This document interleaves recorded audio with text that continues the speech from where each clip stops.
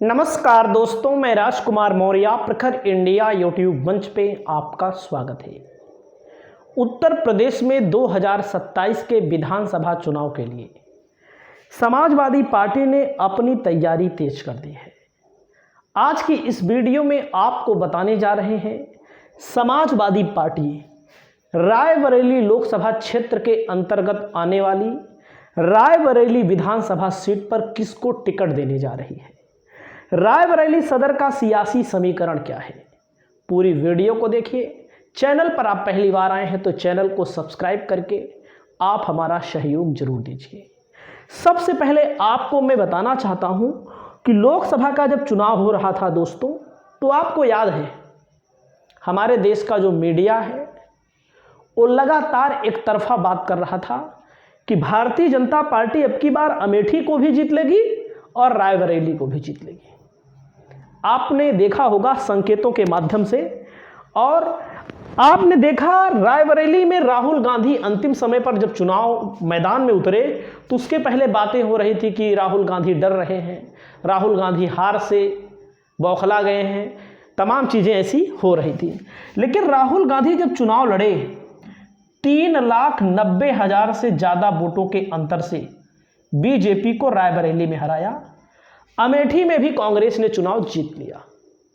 मोदी जी ने कांग्रेस को कितने वोटों के अंतर से हराया था?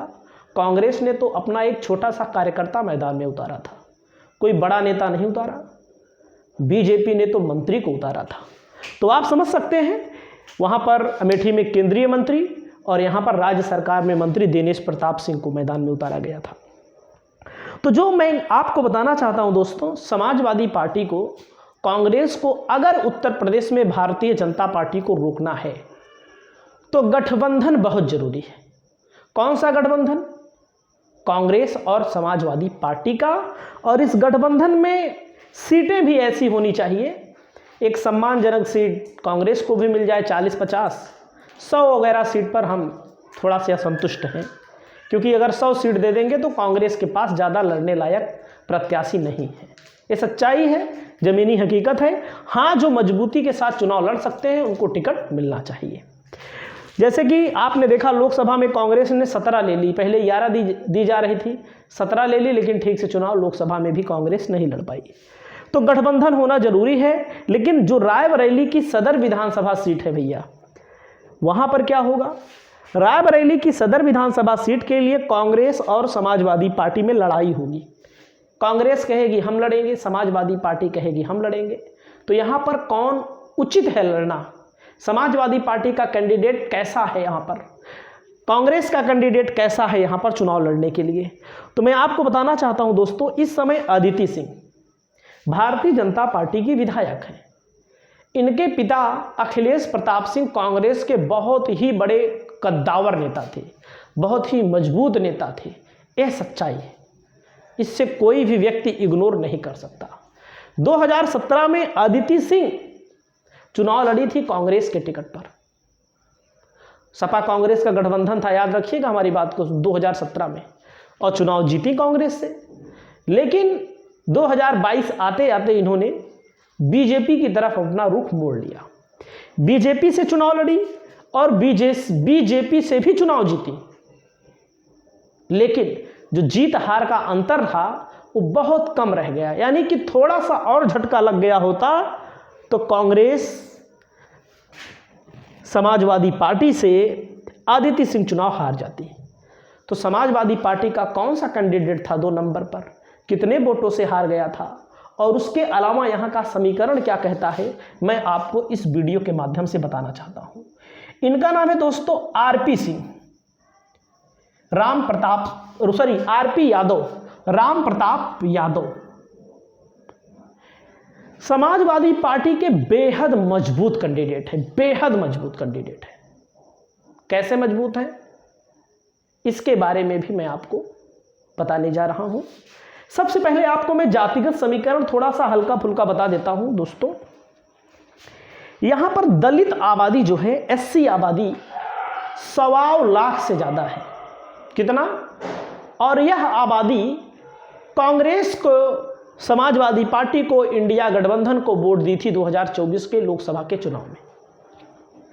यहाँ पर यादव आबादी करीब 70,000, मुस्लिम आबादी 50,000, ठाकुर आबादी 25-30,000, मौर्य आबादी 25-30,000, पासी आबादी मतलब उसी 1.25 लाख में लगभग 1 लाख से थोड़ा कम थी समाजवादी पार्टी के पास। कुल मिलाकर यहाँ पर अगर आप देखेंगे बैकवर्ड एससी मुस्लिम आबादी का एक बहुत बड़ा इलाका है जो सपा और कांग्रेस को पसंद करता है, इसमें कोई दो राय नहीं है। मैं आपको यहाँ पर बताना चाहता हूँ दोस्तों, अगर आप पुराने आंकड़ों पर जाएंगे, मैं थोड़ा से आपको यहाँ पर चेक कराना चाहूँगा, तो रायबरेली सदर पर क्या समीकरण बन सकता है। और आरपी यादव, मैं एक बात कहता हूँ खुलेआम, अगर जहाँ पर बीजेपी सवर्ण उतारती है वहाँ पर सपा अगर यादव उतार देगी मजबूत तो निकल जाएगा चुनाव, ये सच्चाई है, आराम से निकल जाएगा। तो मैं आपको दिखाना चाहता हूँ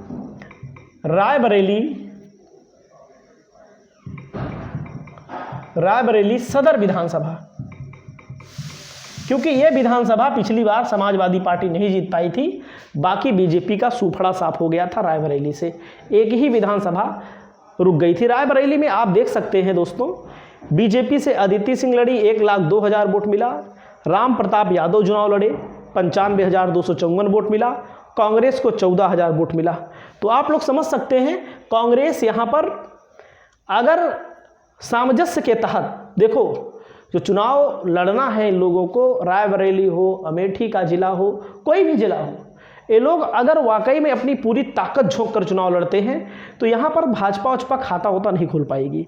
ये सच्चाई है कि अदिति सिंह मजबूत नेता हैं, लेकिन अब धीरे धीरे जब से बीजेपी में गई हैं, क्योंकि बीजेपी में जाने से वोट बैंक सीमित हो गया इनका, जैसे सवर्ण वोट बैंक ही अब इनको ज़्यादा वोट देता है, बाकी बैकवर्ड वगैरह हिंदुत्व के नाम पे भले दे दें बीजेपी। अब देखिएगा, इसके पहले कांग्रेस से लड़ी थी जब 2017 में 89,000 से। सोचिए, जो कैंडिडेट 89,000 से वोट चुनाव जीता हो वही कैंडिडेट कितने पे, 7,000 पे आ गया।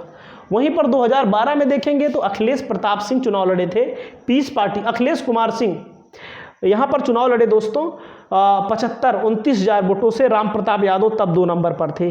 तब कांग्रेस यहाँ पर 3 नंबर पे अवधेश बहादुर सिंह और पुष्पेंद्र सिंह, और उसके अलावा 2007 में अगर आप जाएंगे तो अखिलेश कुमार सिंह निर्दलीय चुनाव लड़े 46,000 वोटों से। रुद्र प्रताप सिंह कांग्रेस से चुनाव लड़े। उसके बाद 2002 में यहाँ पर जाएंगे, अखिलेश कुमार सिंह कांग्रेस से चुनाव लड़े। 1996 में जाएंगे तो अखिलेश कुमार सिंह कांग्रेस से चुनाव लड़े। 1993 में अखिलेश कुमार सिंह, ये अदिति सिंह के पिताजी हैं। 1991 में जाएंगे तो अशोक कुमार सिंह। तो यह जो सीट है, यह सीट जो है कांग्रेस की सीट मानी जाती है, बीजेपी की सीट नहीं मानी जाती है। लेकिन अगर भाजपा यहाँ पर अदिति सिंह को मैदान में उतारती है, समाजवादी पार्टी और कांग्रेस के संयुक्त प्रत्याशी के तौर पर राम प्रताप यादव लड़ते हैं, तो जाहिर सी बात है यहाँ पर आप लोग आंकड़ा देखकर समझ जाइए, बाकी हमें कुछ कहने की ज़रूरत नहीं है। आपकी क्या राय है, आप अपनी राय को बताइए। नमस्कार।